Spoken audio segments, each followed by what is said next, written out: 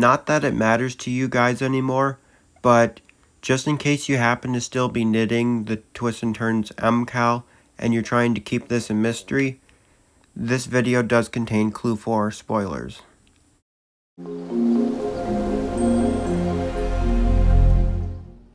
Hi, I'm Andrew and welcome to the Neon Knitter. So, I finished Clue 4 of Twists and Turns today, and I absolutely love it. So, I know I'm not showing my face right now. Before I show off the final thing after it's been blocked, I will make sure I shower so that you can see me properly, because I am gross right now, because I am just getting over a sinus infection. So, bear with me here. But, yeah, this is the finished Clue 4. So, it very clearly needs to be blocked. So, yeah, so let's go and block it. And for you guys, that'll be in a few seconds, and for me, that'll be in the morning.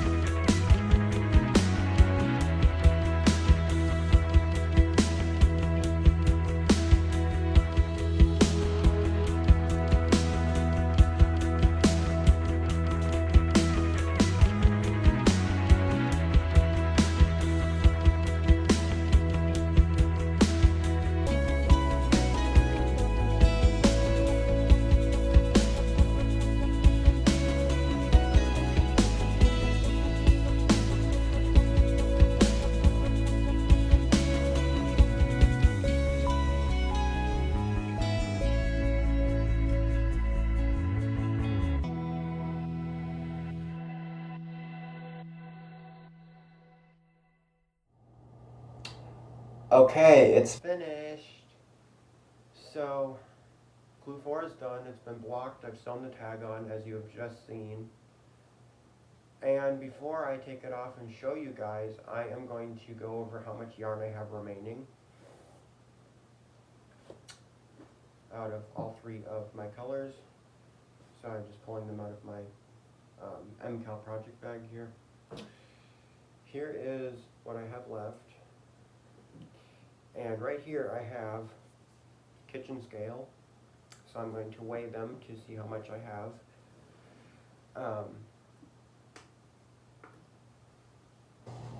So we're going to start with the main color. I started with 200 grams of it.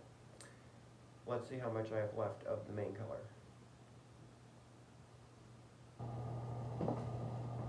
I have 69 grams left of my main color. So 69 grams of the main color. The contrast color, I also started with 200 grams. So let's weigh this. I have 88 grams left of my contrast color. So 69 of my main color and 88 of my contrast. Now let's look at the accent color.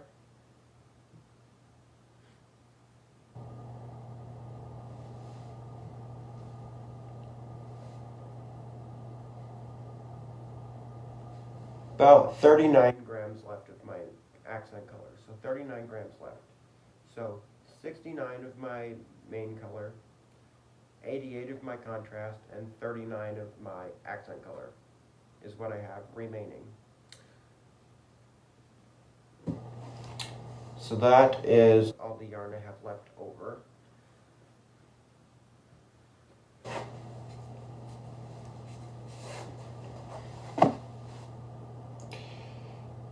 So yeah, I'm going to just set my scale over here so I don't bump into it and break it, but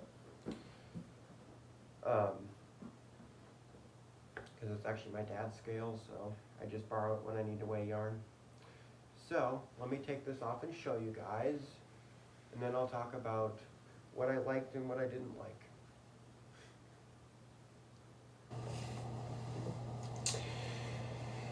So here it is, and I will insert photos in the end of this video of me modeling it so that you can see the full complete piece all in the frame at the same time. I'm hopefully going to be able to get to model it next week at some point, but I don't know for sure what day because I haven't actually modeled it yet, and so I'm not going to be uploading this video until I model it. But yeah, so it starts with section 1, which is this braided chevron thing. Excuse me. Sorry if I just randomly keep coughing in this video. I am just getting over a nasty sinus infection. So, yeah, sorry about that. But today is the first day that I'm like actually feeling well enough, which is good because I'm going to a fiber fair this afternoon, which I hope to get video at. So, yeah. And Laura from Pearl Talk is going to be there, so that's why I wanted to get this done so that I could show her what I made out of her yarn. But anyways, so section 1 was just a lot of cast on, bind off, because these braids are actually loops that you loop together. I talk more about it in my Clue 1 video, but I demonstrate how you loop them in that video. But I've since secured down the final loops, so I can't show you anymore, but yeah. Then we have section 2, which I don't remember if this is section 2 or section 3 because it's a mirror image on the other side. Yeah, a mirror image on the other side. But you've got these short row wedges, and then you've got these accent color stripes of twisted rib. And here it is on the other side, so that's sections 2 and 3. And then section 4 and 5 are these cables. Now these little I-cord embellishments weren't added until Clue 3, but yeah, you do all the cables in Clue 2. And here it is on the other side. And then you move on to Clue 3, which is these accent color strips. Got this wavy cable pattern. And then here's on the other side. And then there's my tag that I sewed on. MKAL 2022. Yeah. And then, after you do those, then you add the I-cord embellishments. Then, sections 8 and 9 are the beginning of Clue 4. And they are these wingtips, these striped wingtips. Here it is on the other side. And then section 10 is the final section, which you have, sorry, I'm trying to hold this up. Realize if I put it in my mouth to hold it up, I can't talk, but anyways, you've got this twisted rib accent color section. Then after you're done with that, you secure down the loops. Then you've got these main color and contrast color chevron stripes at the bottom. And then that's it. So that is the whole entire twist and turn shawl. My least favorite sections were probably section 1 and then sections 6 and 7. Now, the reason that those are my least favorite is because section 1 has, again, all the cast on, bind off, you know. And that's just kind of a lot. And Steven just recently came out with a shawl called the Chevron Braid Wrap, which is basically just section 1 as an entire piece. I don't think I'm going to make that one because it's not my favorite and he doesn't secure the loops down. I mean, it looks really cool, but it's not my favorite to actually knit. So, you know, if he incorporates it into another MKAL, I'll do it, but it's not my favorite. Then, the reason I didn't like the sections 6 and 7, which are the accent color strips, excuse me, the accent color strips, the reason I didn't like those as much, and I explained it in my Clue 3 video, but you've got just a really small amount of stitches, and you've got a cable pattern. And so with that, it's one of the quicker sections to do, actually. Clue 3 didn't take very long to make in terms of total hours of knitting. But this is the clue in which I set it down for 6 months on. And yeah, my plan this year is if Steven does anything like this again, I'm just going to power through it so that I don't get 6 months behind on content from YouTubers I like to follow, because I wanted to try to keep this a mystery, and so I'm binging videos I couldn't watch before. So yeah, it's just basically you have like 30-ish stitches, and with it being a cable pattern, like if it were a straight garter or stockinette strip, I could just keep knitting, cool. I am constantly reading my pattern and constantly changing my row counter in order to knit this.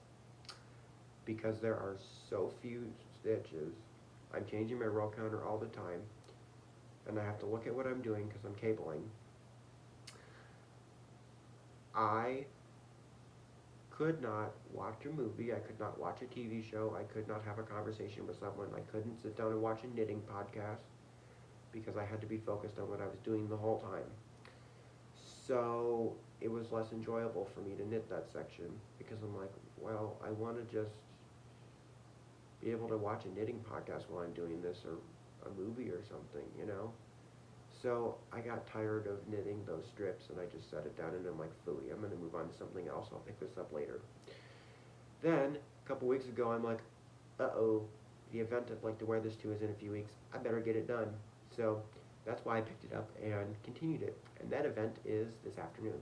So, yeah. So that is why I decided to pick it up and finish it, because that event is today. So I'm glad I got it done and blocked.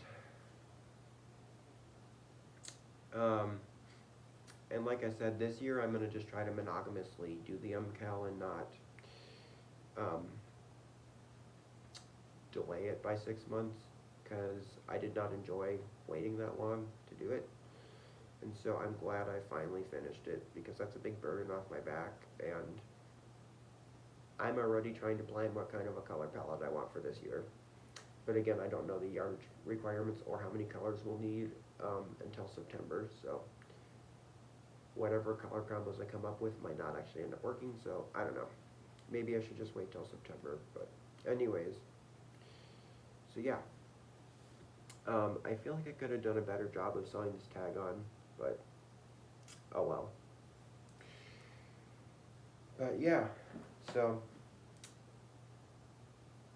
so that concludes the Twists and Turns MKAL. Oh, I didn't mention what parts I do like, I just mentioned what I didn't like. Sorry. So what I liked about it is I I like the I-cord embellishments. Those were fun. And um, the garter stitch short rows, those were fun or simple to do. And then the wingtips are pretty simple. A little bit more thinking to do with the chevrons, because they're not just plain but section 10 chevrons. Those were pretty straightforward as well. But yeah, so that's what I liked about it. And I really liked the mystery element or aspect to it as well. Excuse me. I really like the mystery aspect to it as well, and so yeah. So now that I am done with this, I am on an MKAL. I'm in an MKAL mood, and so I am knitting another past MKAL.